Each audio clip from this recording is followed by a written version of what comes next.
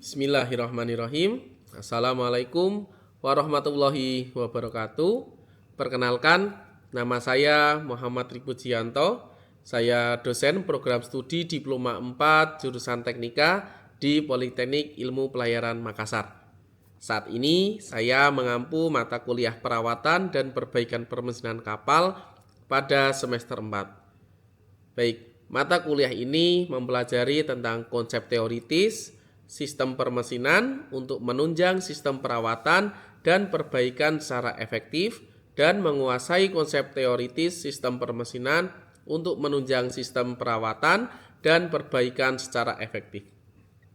Selanjutnya diharapkan Taruna setelah mendapatkan materi mata kuliah perawatan dan perbaikan permesinan kapal ini, mereka dapat memenuhi capaian pembelajaran diantaranya yaitu 1.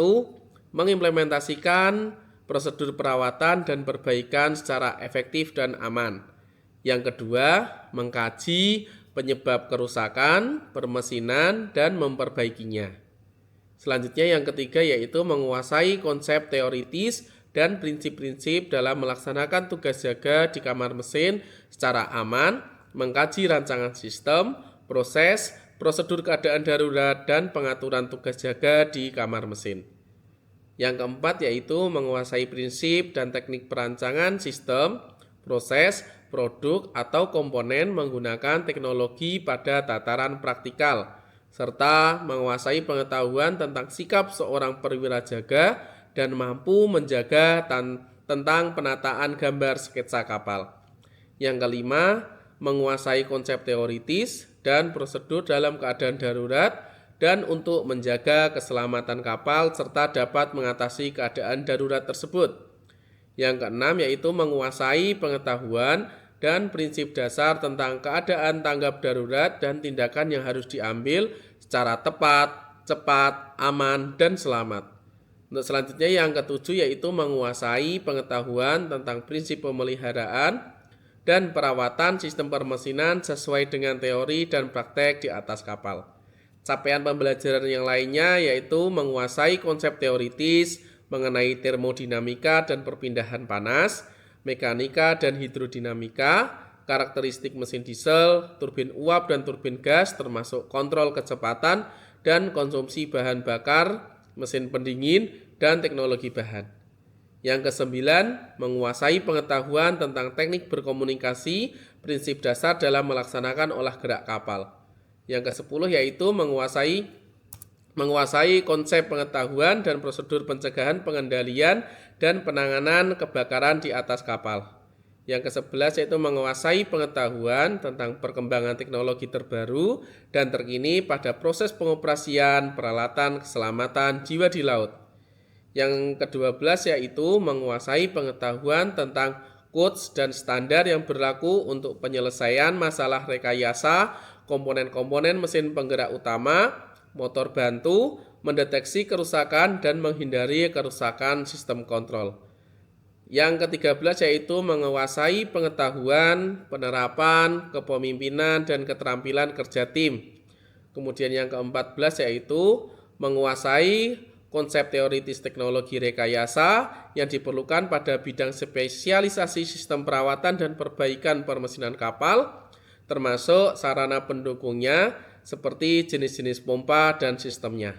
Demikian sekilas tentang mata kuliah yang saya ampu pada semester 4 ini. Untuk selanjutnya, saya akan melanjutkan video saya saat melakukan pembelajaran di kelas dengan Taruna yang saya laksanakan di Lab Engine Model dengan subtema pembelajaran yaitu tentang sistem pendingin di atas kapal dan jenis-jenisnya seperti sistem pendinginan terbuka dan sistem pendinginan tertutup yang saya sampaikan dengan Taruna di lab, dan mereka saya presentasikan juga, saya tunjukkan juga mengenai komponen-komponen yang ada atau yang digunakan di atas kapal, mungkin seperti contohnya freshwater cooler yang bisa saya tunjukkan di lab tersebut. Demikian yang bisa saya sampaikan. Terima kasih. Wassalamualaikum warahmatullahi wabarakatuh. Oke, bismillahirrahmanirrahim. Assalamualaikum warahmatullahi wabarakatuh. Waalaikumsalam warahmatullahi wabarakatuh. Oke, terima kasih sebelumnya. Kita bertemu lagi di kelas ini dengan kelas Teknika 4A. Oke, Teknika kelas 4A pada di pertemuan atau di semester 4 ini kita bertemu di mata pelajaran sistem perawatan dan perbaikan kapal. Selama satu semester ke depan kita akan bertemu selama 14 pertemuan ya, karena nanti di pertemuan 8 kita ada UAS dan di pertemuan 16 di pertemuan 8 ada UTS, kemudian di pertemuan 16 nanti ada UAS.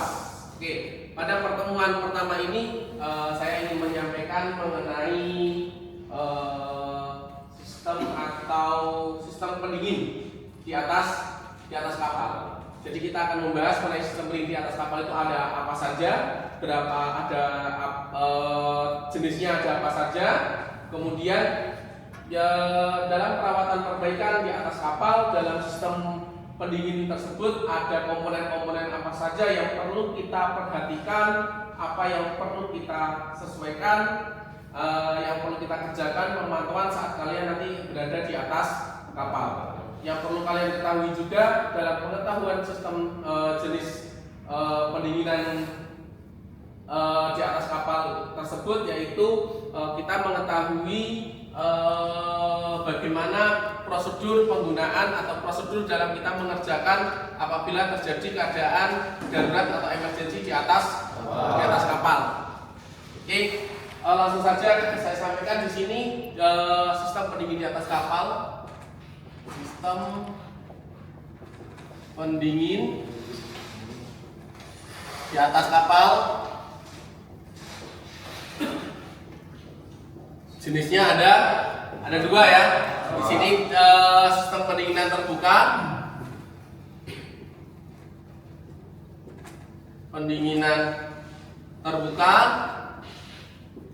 dan satunya adalah sistem pendinginan tertutup. Sistem pendinginan tertutup. Oke, mungkin di pertemuan sebelumnya atau di semester sebelumnya kalian sudah belajar mengenai permesinan batu yang ada di atas kapal. Kalian sudah mengetahui pendinginan permesinan batu di atas kapal apa saja. Salah satunya yaitu adalah kondensor.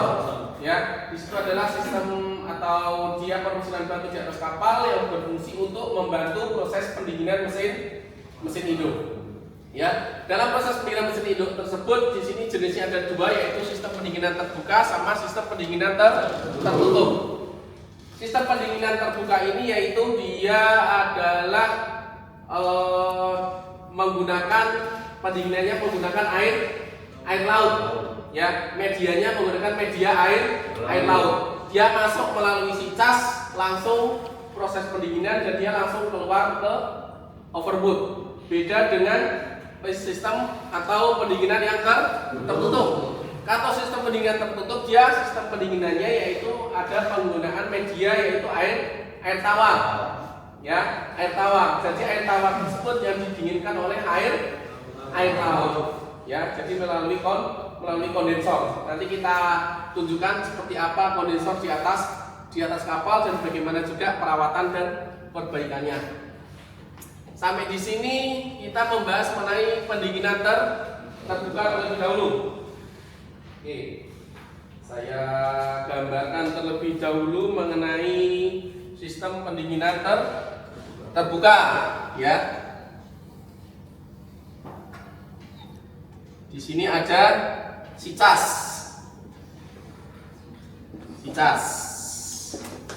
Ya, di sini sicas.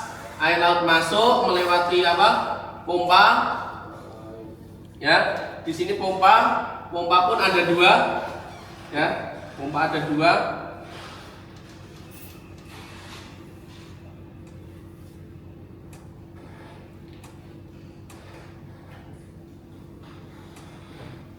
Ini ada main engine-nya.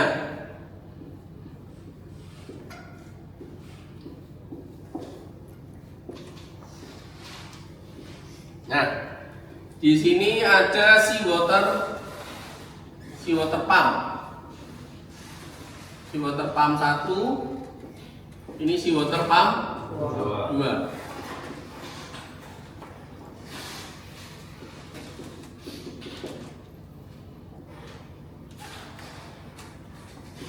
Nah, jadi kalau pendingin terbuka, dia ada air laut masuk dari si cas, diisap menggunakan apa? Seawater pump, langsung mendinginkan main engine. Setelah mendinginkan main engine, dia air lautnya langsung keluar. Ini bypassnya. Nah, jadi di sini juga kenapa ada seawaternya ada 2? Kalau ada kerusakan dia masih bisa menggunakan seawater yang satunya, ya. Kemudian di sini ada si cas atas sama si cas bawah. Nah, ini adalah kurang lebih gambaran mengenai sistem pendinginan terbuka di atas kapal. Ada pertanyaan sampai di sini? Ya, silakan perkenalkan diri. Izin Pak, Ya. perkenalkan diri, maka nama saya Agung Cahaya, INT 2442024. Ya. Pertanyaan saya, kenapa lubang sincis ada 2 Pak? Lubang si cas kenapa ada 2? Oke, silakan duduk. Langsung aja ya, saya jawab di sini ya.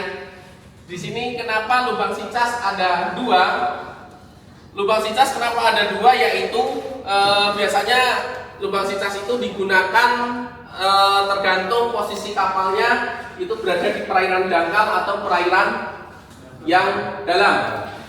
Ya, perairan dangkal atau dalam. Saat kita berada di perairan yang dalam, kita bisa menggunakan si cas yang bawah. Tujuannya apa? Tujuannya yaitu apabila di tengah laut terjadi ada ombak, si cas bawah dia air masuk dia tidak dibarengi dengan udara. Kalau kita menggunakan si cas yang atas, maka udara akan ikut masuk saat kapal goyang kena ombak. Apa yang terjadi kalau udara ikut masuk? Bisa jawab? Oke. Kalau sampai udara masuk melalui si cas atas, maka angin masuk dia akan terjadi di sini yang terhisap adalah udara, bukan air laut. Maka di sini tidak akan terjadi proses pendinginan. Kalau sampai terjadi hal seperti itu, maka di sini main engine akan panas, overheating. Kalau sampai overheating, mesin induk bisa shutdown secara mendadak atau emergency stopnya akan bekerja secara otomatis karena mesin dalam keadaan overheating. Untuk menyiasatinya kita menggunakan si cas bagian bawah supaya yang masuk adalah air bukan udara. Ini berlaku juga pada sistem pendinginan tertutup juga.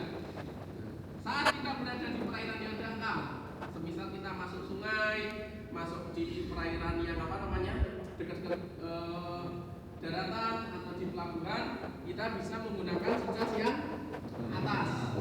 Tujuannya apa? Agar kotoran tidak terisap masuk atau lumpur-lumpur biar tidak terisap.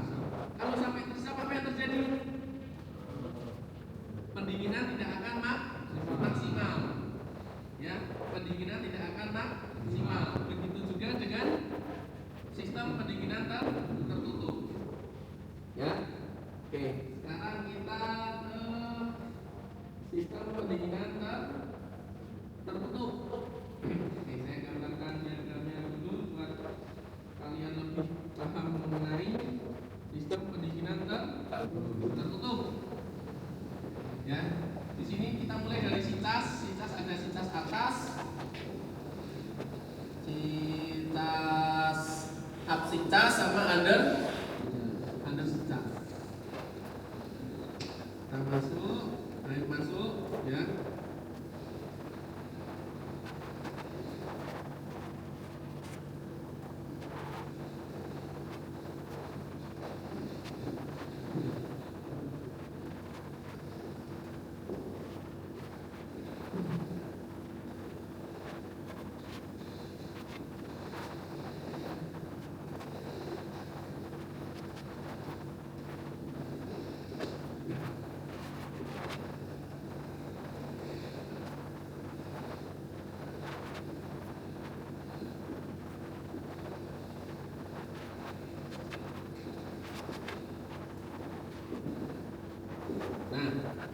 sini adalah mengenai apa namanya? Sistem mengenai pendinginan tertutup.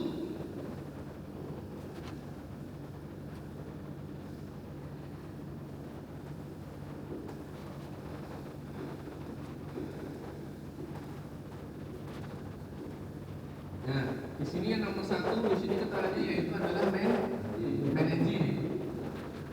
Yang kedua dia adalah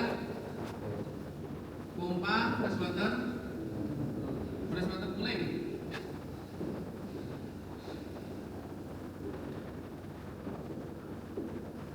Yang ketiga di sini ada freshwater cooler.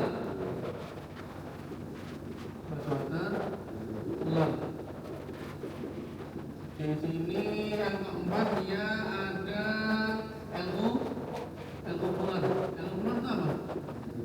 PKT oil ya, jadi dia didinginkan juga menggunakan air laut ya, air laut. Di sini 5 ada ekspansi tank. Kemudian nomor 6 di sini ada SW cooling pump. Silakan. Cooling pump. Kalau tadi yang nomor 2 dia adalah freshwater cooling pump ya. Nomor 7 ada sicas filter.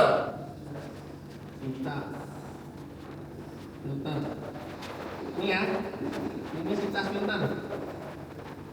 Ada nomor 8 dia ada sicas atas upper.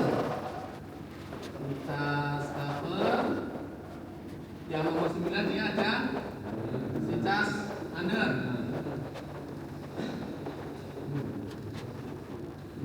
Sicas under. Kemudian yang 10 ada discharge control. Ini yang overboard ya.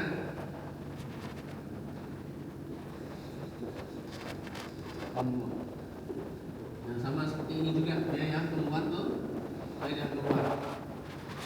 Nah, jadi dilihat dari perbedaannya saja, sistem pendinginan terbuka sama tertutup dia sudah beda, ya. Kalau sistem pendinginan terbuka dia lebih fleksibel atau peralatannya tidak membutuhkan komponen yang banyak, beda dengan sistem pendinginan yang tertutup. Kira-kira lebih efektif yang mana? Hah? Sistem yang terbuka. Cuma resiko korosinya lebih tinggi dibandingkan dengan sistem pendinginan tertutup. Ya, begitu juga nanti berpengaruhnya juga di main engine. Oke, saya jelaskan mengenai sistem pendinginan yang tertutup. Jadi air laut dia masuk melalui sicas. Dia dipisah menggunakan pompa air laut melalui apa? Filter sicas. Di sini ada filternya. Di sini juga sama ada filternya. Ya, fungsinya untuk apa? Untuk menyaring kotoran. Ya. Nah, di sini perawatannya yaitu kita harus sering mengecek atau sering mengontrol filter tersebut. Kalau banyak sampah di situ, dedaunan atau plastik yang terisap, maka filter di sini akan menghambat aliran air masuk ke sistem pendingin. Maka harus sering juga kita lakukan pengecekan. Semisal hal tersebut lolos, apa yang terjadi selain kerusakan di sini yang menghambat untuk pendinginannya? Selain korosi di sini juga akan terhambat atau membuat pompanya tersumbat. Macet. Kalau sampai tersumbat dan macet, impeller tidak bekerja, di sini tetap putar tekanan tinggi, apa yang terjadi? Elektromotornya akan terbakar. Akan terjadi kebakaran pada pompa seawater pump.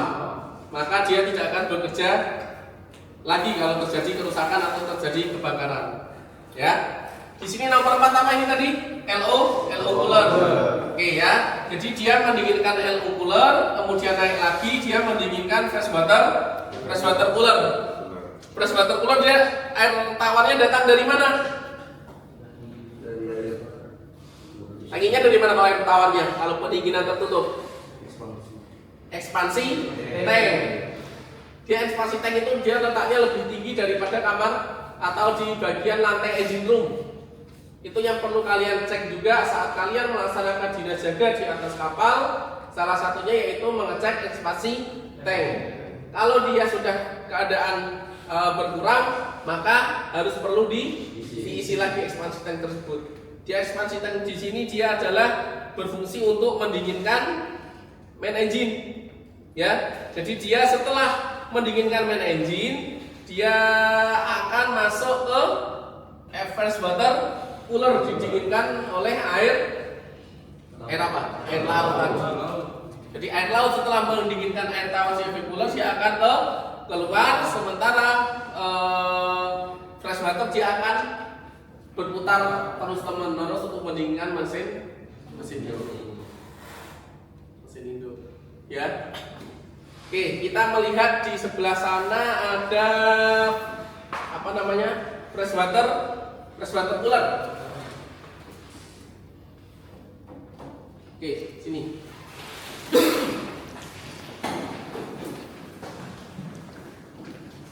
Nah, rapat aja nggak apa. Di sini ada model atau contoh mengenai fresh water cooler di atas kapal. Ya, jadi saat air laut masuk, dia dalam keadaan dingin, kemudian air tawar masuk di fresh water cooler tersebut dalam keadaan panas. Jadi air tawar tersebut didinginkan oleh air laut sebelum air tawar tersebut berputar untuk mendinginkan mesin induk. Ya, dalam fresh water cooler kita perlu melakukan perawatan, yaitu supaya fresh water cooler bekerja secara maksimal. Ya, salah satunya dengan apa?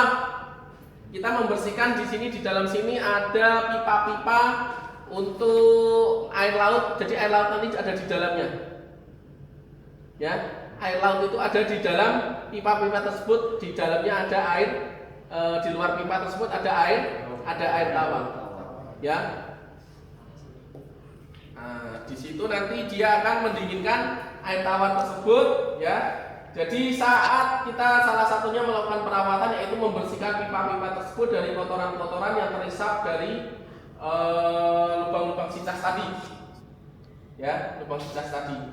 Jadi kalau dalam sistem pendinginan tertutup, dia lebih banyak membutuhkan komponen di atas kapal.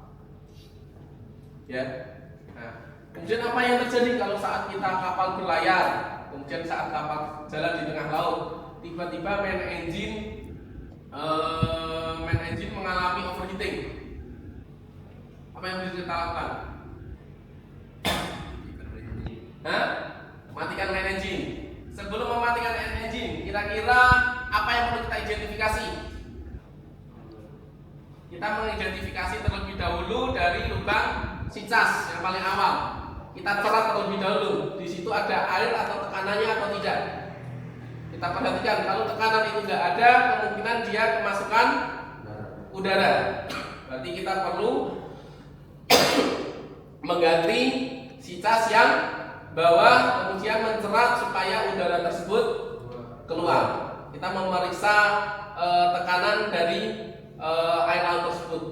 Kalau air laut tersebut tekanannya di bawah yang disarankan, berarti sicas tersebut mengalami masuk angin.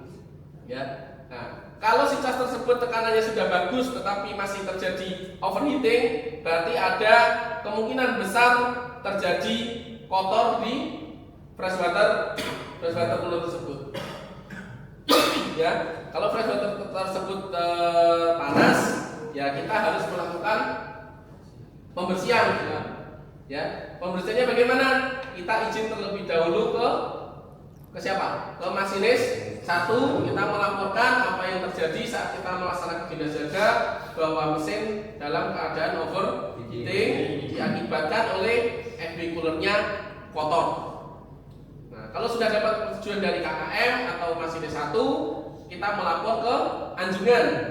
Untuk melaporkan ke anjungan bahwa kita perlu untuk stop engine untuk melakukan pembersihan atau stop cooler terlebih dahulu. Sebelum kita melakukan pembongkaran atau kita melakukan overhaul, perbaikan atau pembersihan freshwater cooler tersebut, kita wajib menggunakan namanya sarung tangan dalam diri kita, ya, memastikan supaya kita tidak celaka atau ada luka. Ini sekilas mengenai freshwater cooler. Nanti di atas kapal freshwater cooler lebih besar lagi, ya, lebih besar. Bahkan panjangnya lebih dari tingginya kalian juga ada. Tergantung dengan mesin induknya. Kalau main engine-nya dia besar, otomatis freshwater-nya juga akan besar karena main engine-nya membutuhkan media pendingin yang lebih banyak. Oke, silakan ikut lagi.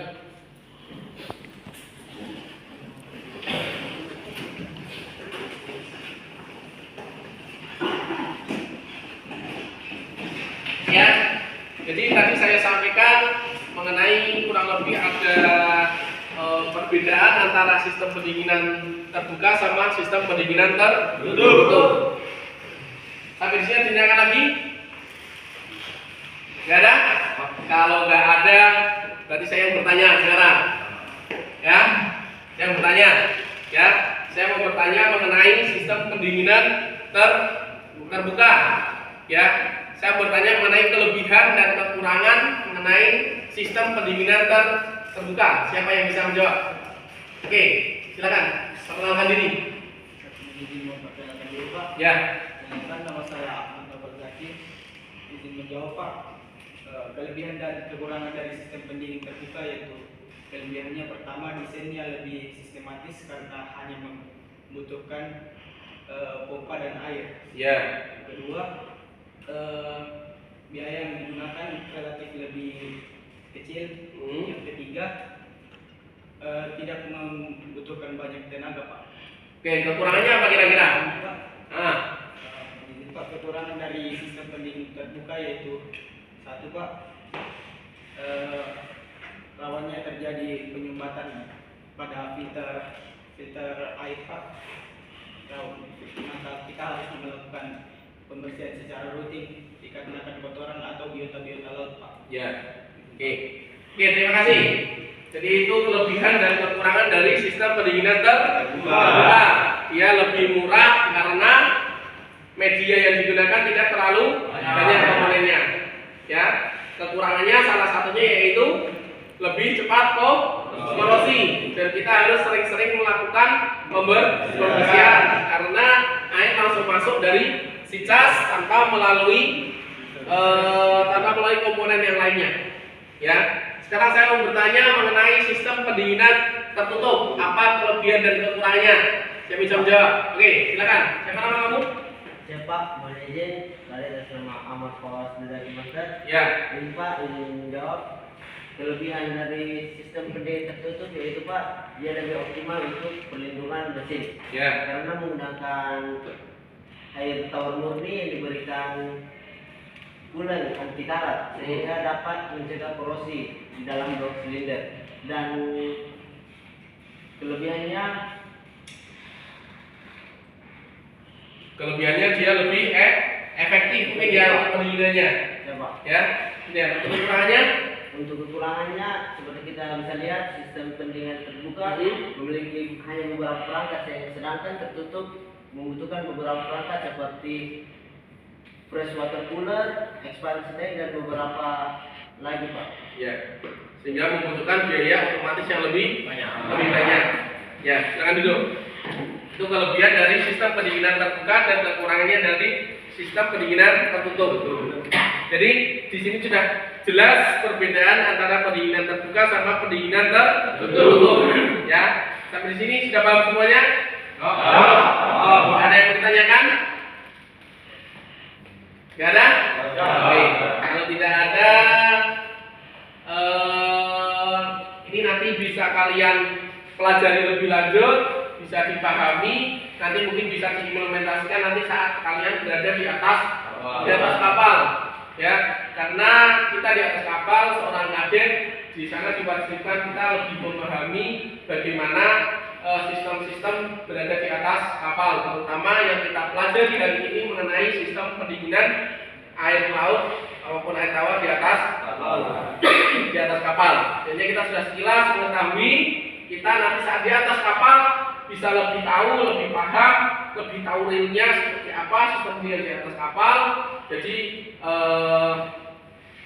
silakan kalian pahami terlebih dahulu. Jadi saat nanti kalian berada di atas kapal, kalian juga tidak bingung lagi, ya, sudah tidak bingung lagi. Oke, kalau tidak ada yang ditanyakan, mungkin dari saya cukup sekian. Mungkin bisa bertemu lagi di minggu depan di pertemuan kedua, ya. Di pertemuan kedua dari saya cukup sekian. Wabillahi taufiq wal hidayah. Assalamualaikum warahmatullahi wabarakatuh.